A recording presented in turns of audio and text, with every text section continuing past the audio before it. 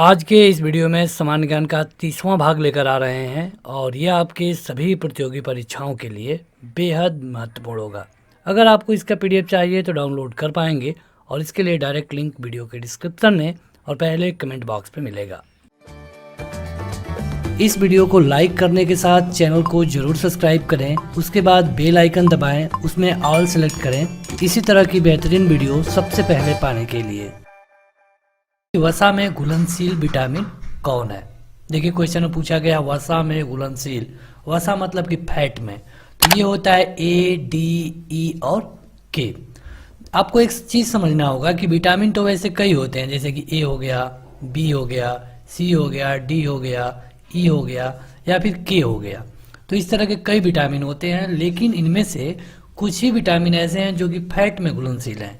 कुछ विटामिन ऐसे होते हैं जो कि वाटर यानी कि जल में घुलनशील होते हैं, जैसे कि बी और सी।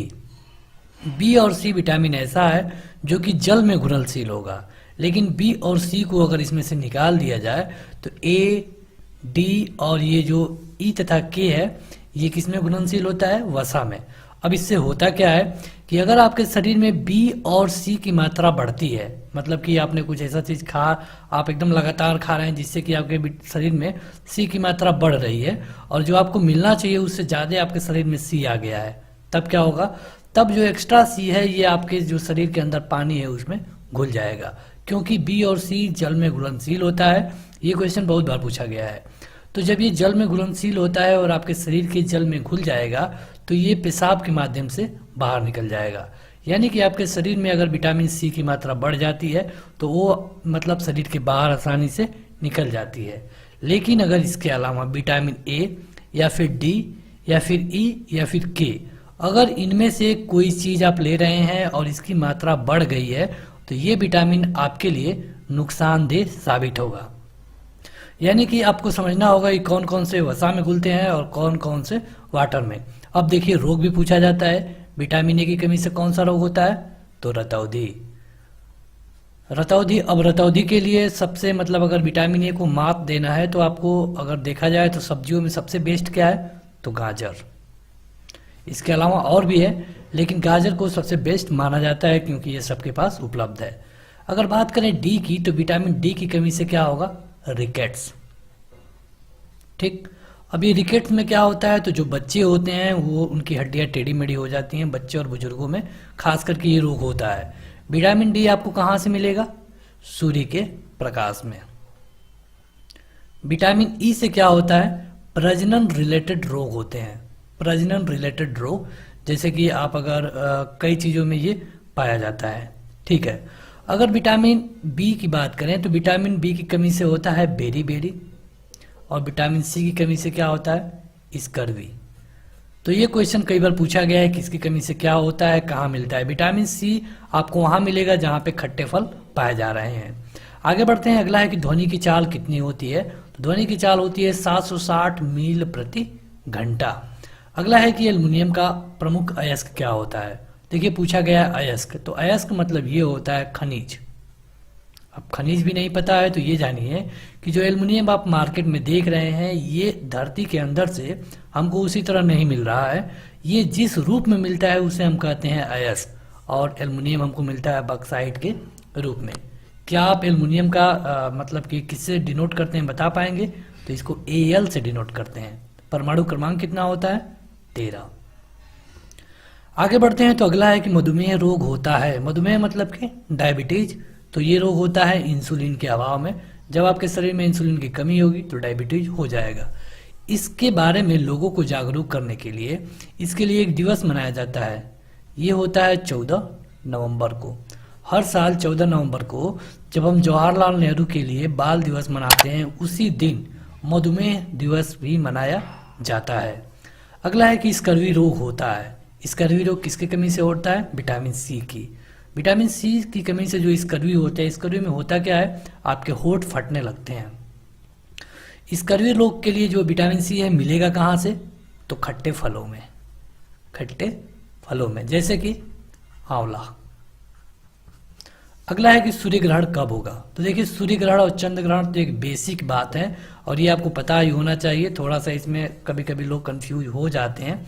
तो सूर्य ग्रहण तभी होगा जब चंद्रमा पृथ्वी और सूर्य के बीच में आएगा। मतलब यहाँ पे हो गया सूर्य और यहाँ पे हो गई पृथ्वी, अगर इसके बीच में आ गया मून तो क्या होगा, सूर्य का प्रकाश पृथ्वी पे नहीं पड़ेगा।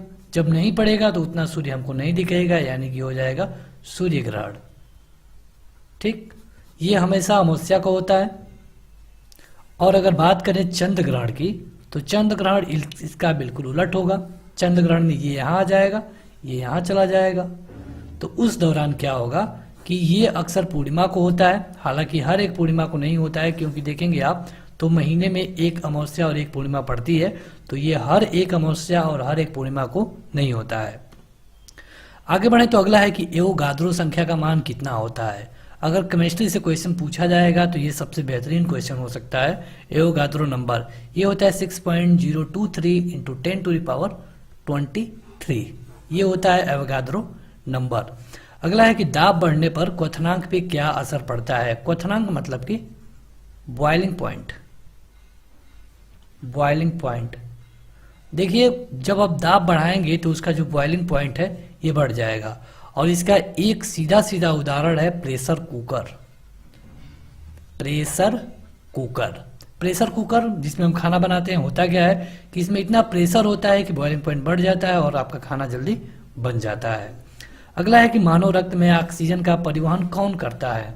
तो ये होती हैं लाल रक्त कणिकाएं, मतलब इनको हम आरबीसी बोलते हैं। आरबीसी जो कि केवल 120 दिन तक जिंदा रहती हैं, 120 दिन तक। आगे बढ़ते हैं तो अगला है कि मानव नेत्र का बना प्रतिबिंब कैसा होता है। जो हमारी आंख पे प्रतिबिंब बनता है मानव नेत्र में, ये कैसा बनता है, तो ये हमेशा बनता है उल्टा। मतलब आप कुछ भी देख रहे हैं वो आपको उल्टा आपकी आंख उसका फिगर बना रही है, लेकिन वास्तविक। अब एक सोचने वाली बात यह है कि जब ये उल्टा बनता है तो हमारे दिमाग को सीधा कैसे समझ में आता है। तो जब ये यहाँ से डाइवर्ट होकर आपके दिमाग के पास जाएगा आपकी आंखों से, तो वहाँ पे ये सीधा हो जाता है। चलिए एक क्वेश्चन पूछ लेते हैं, आंख से कमेंट करके बताइएगा। एक अच्छे नेत्र की न्यूनतम दूरी कितनी होती है। न्यूनतम दृश्य दूरी मतलब कितना मीटर तक वो देख सकता है। न्यूनतम दृश्य दूरी कितना होता है। अगर आपको ऑप्शन चाहिए तो ये है 25 सेंटीमीटर, 35 सेंटीमीटर, 31 सेंटीमीटर और 20 सेंटीमीटर, यह आपके ऑप्शन है। अगला है कि पृथ्वी पर कुल जल में मीठे पानी का भंडार कितना है। तो ये है केवल 2.5%। मतलब जितना भी जल है आप देखेंगे कि 3/4, ये इतना 3/4 जल है। फिर भी इसमें से 3/4 जल में से लगभग 97% ऐसा पानी है जिसको हम पी नहीं सकते। समुद्र का पानी है, खारा है, लेकिन इसमें से पीने वाला जो भाग है केवल और केवल 2.5% है। दूध की शुद्धता नापी जाती है किससे, तो ये होता है लैक्टोमीटर। लैक्टोमीटर ऐसा है जो कि दूध को मापता है कि दूध कितना शुद्ध है या फिर कितना अशुद्ध है। आगे बढ़ते हैं। अगला है कि ध्वनि के शोरगुल का मापन होता है। ध्वनि अगर कहीं पे हो रही है तो उसका मापन कैसे होगा, किसमें होगा, तो ये होगा डेसिबल में, जिसको हम डीबी भी बोलते हैं। देखिए होता क्या है कि एक पर्यावरण के लिए इसको एक मानक बनाया गया है। जैसे कि अगर 30 से 40 तक का है तो इसको बेस्ट माना जाता है पर्यावरण के लिए, इको फ्रेंडली आप बोल सकते हैं। अगर 50 से 60 होगा तो एक व्यक्ति अगर सोया है और वहाँ पे 50 से 60 तक की ध्वनि हो रही है तो व्यक्ति जग जाएगा। अगर नॉर्मली ये 180 तक हो जाए तो समझिए कि कान के पर्दे फट जाएंगे। अगर कोई बहुत तेज ध्वनि हो रही है तो 100 पे होती है, जो कि असहनीय दर्द यहाँ पे आपको होगा। आप देख रहे हैं कि इस समय पूरे देश में लगभग जो डीजे हैं, मतलब साउंड बॉक्स हैं या फिर जो भी साउंड है, उन पे एक तरह से हाईकोर्ट ने रोक लगाई है। तो हाईकोर्ट या फिर सुप्रीम कोर्ट ने वहाँ पे 40 डीबी तक की ध्वनि को अलाउ किया है कि मतलब आप इतना शोर कर सकते हैं कि 40 डीबी की ध्वनि हो। तो 40 डीबी का मतलब ये कि ये शोर नहीं मचाता है, आराम से, मतलब अच्छी ध्वनि होगी। 50 से 60 का मतलब ये समझिए कि एक व्यक्ति इस पे जग जाएगा, आप खुद समझ सकते हैं। अगला है कि बायोगैस में मुख्यतः क्या होता है। जो बायोगैस हम कहते हैं तो इसमें होता है मीथेन। मीथेन का रासायनिक सूत्र CH4। इसको और किस नाम से बोलते हैं, मार्स गैस। कहाँ पाई जाती है? तो खानों में। खानों मतलब कि जो कोयले के खान है, और इसीलिए ये वहाँ पे आग लगने के चांसेस बढ़ जाते हैं। अगला है कि माइक्रोफोन का आविष्कार किसने किया था? तो ये किया गया था ग्राहम बेल के द्वारा। माइक्रोफोन से एक क्वेश्चन पूछा जाता है कि माइक्रोफोन क्या करता है, माइक्रोफोन किस ऊर्जा को किस ऊर्जा में बदलता है, ये क्वेश्चन पूछा गया है। क्या आप बता पाएंगे? तो देखिए, माइक्रोफोन मतलब कि उसमें हम बोलते हैं, यानी कि वो ध्वनि ऊर्जा को बदल देता है किसमें? विद्युत ऊर्जा में।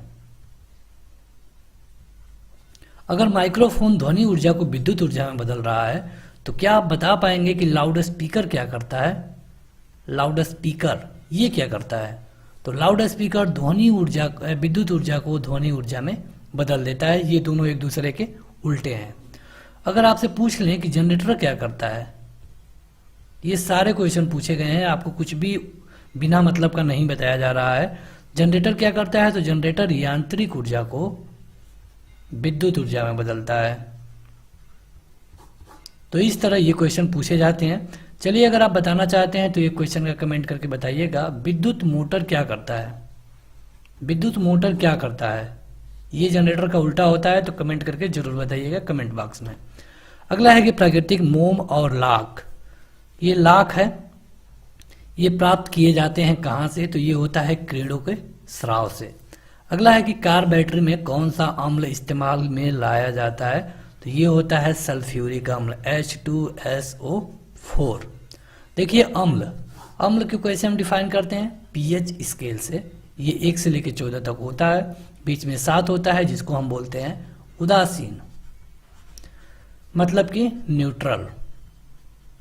ठीक, 1 से 7 के बीच में जो होगा उसको हम बोलेंगे अम्ल, यानी कि एसिड।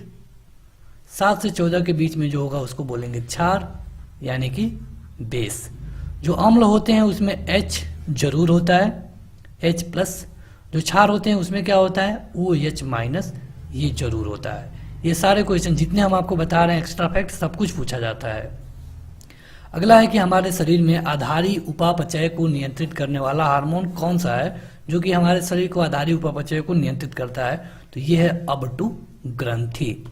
आगे बढ़ते हैं, पेस मेकर किससे संबंधित है? पेस मेकर तो ये है आपके हार्ट से। आगे बढ़ते हैं, विरंजक चूर्ण का सूत्र होता है CaOCl2 होता है इसका चूर्ण, इसका फार्मूला। अगला है कि हीरा और ग्रेफाइट एक जैसे नहीं दिखते हैं, क्यों?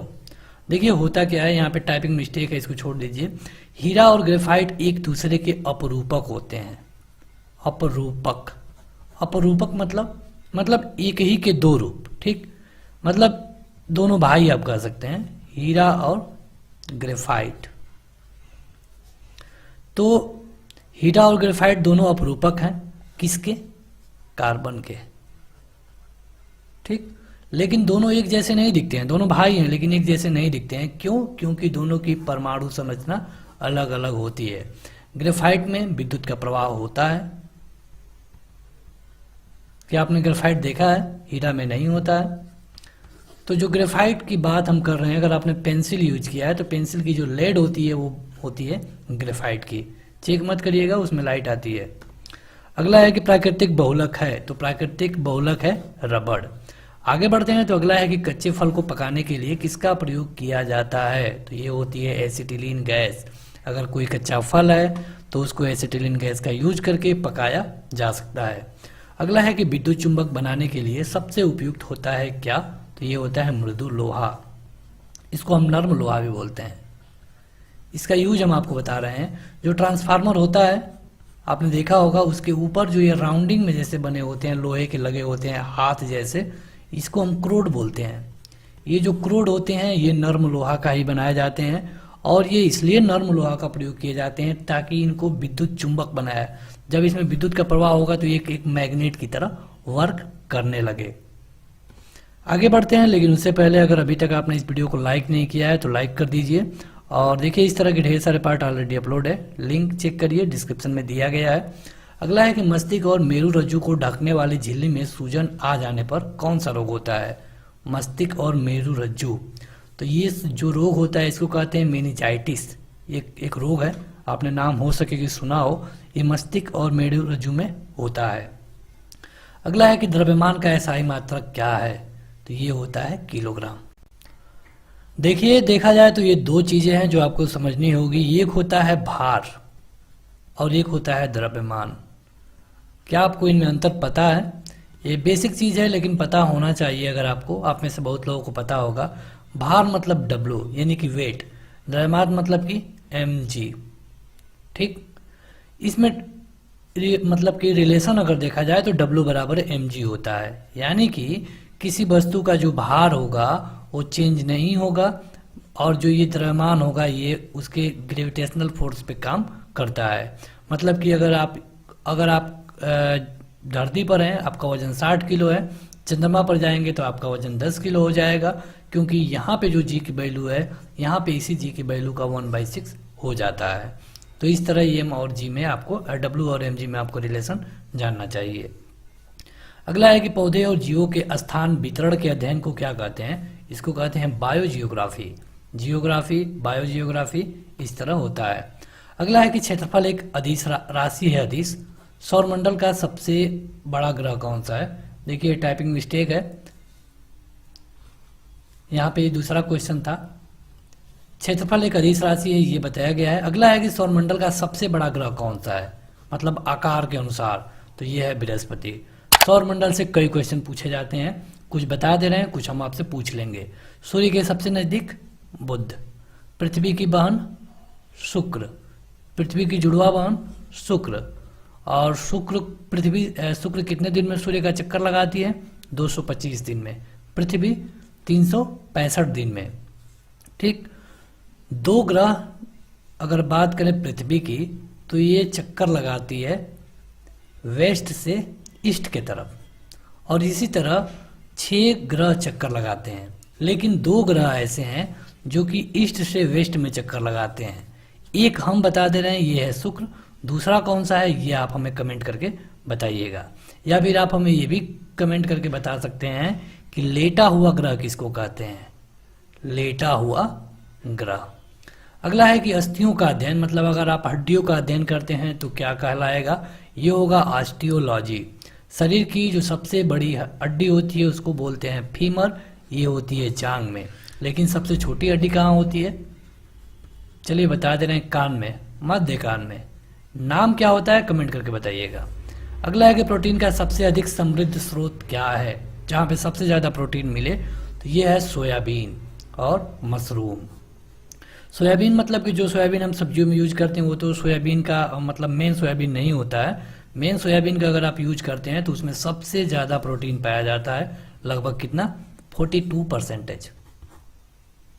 आगे बढ़े तो अगला है कि ध्वनि तरंगे यात्रा नहीं कर सकती हैं।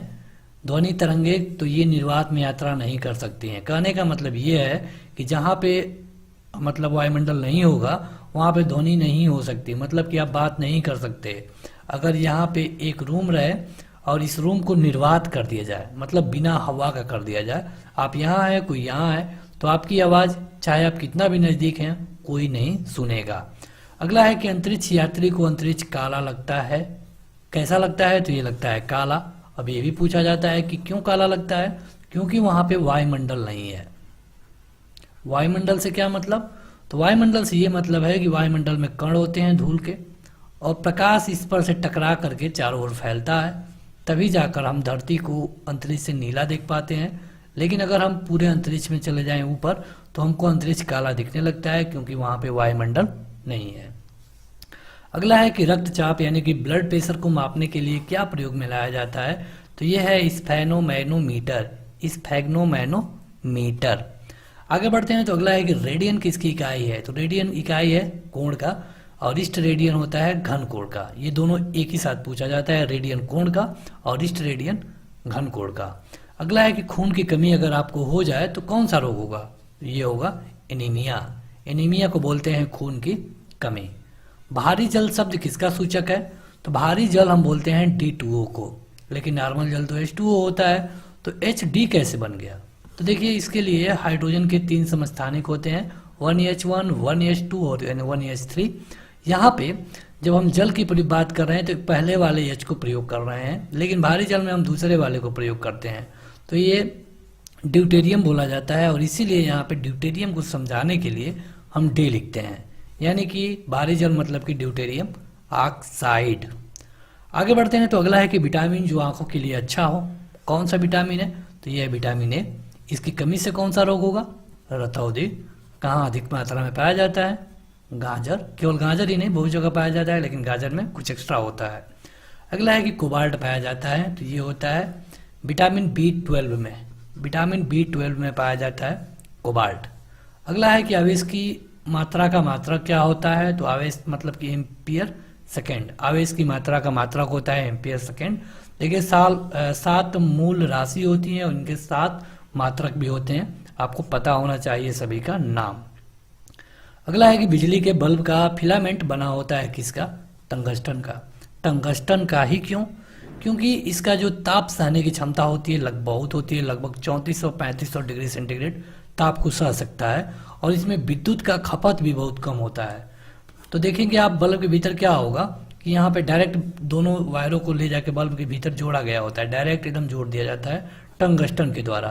तो ये कम विद्युत खपत में ज़्यादा मतलब कि प्रकाश देगा, और इतना एनर्जी, इतना ऊर्जा तक, इतना टेम्परेचर तक ये गलेगा नहीं, इसीलिए टंगस्टन का प्रयोग करते हैं। अगला है कि डायनामाइट में मुख्य रूप से क्या पाया जाता है? तो ये है नाइट्रोग्लिसरीन। डायनामाइट का आविष्कार किसने किया था? अल्फ्रेड नोबल ने। इनके नाम पे नोबल पुरस्कार भी दिया जाता है 1901 से। भारत में भी सबसे पहली बार 1913 में मिला था। चलिए आप बताइए कि 1913 में किसको मिला था? आपको बता दें साहित्य के लिए मिला, और ये साहित्य था गीतांजलि।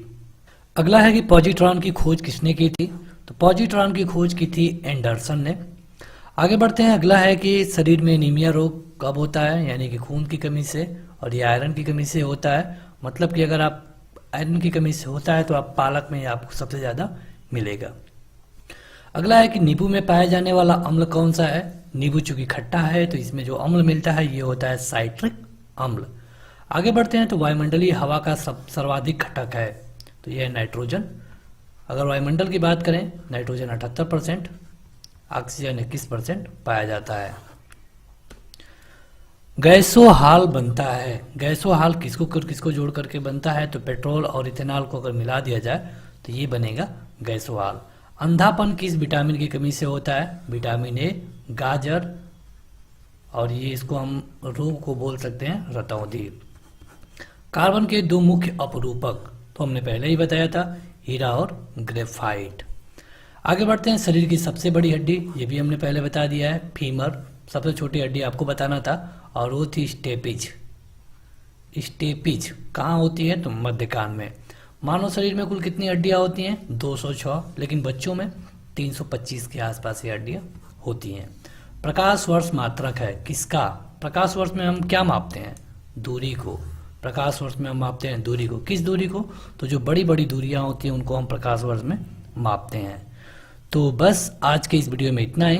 आशा है कि आपको वीडियो जरूर पसंद आई होगी, तो इसलिए इस वीडियो को जरूर लाइक करिए, इस चैनल को जरूर सब्सक्राइब करिए, और इस तरह की ढेर सारी वीडियो को देखने के लिए इस चैनल का प्लेलिस्ट चेक करें। तो आज की इस वीडियो में इतना ही। Thank you. इस वीडियो को लाइक करने के साथ चैनल को जरूर सब्सक्राइब करें, उसके बाद बेल आइकन दबाएं, उसमें ऑल सेलेक्ट करें इसी तरह की बेहतरीन वीडियो सबसे पहले पाने के लिए।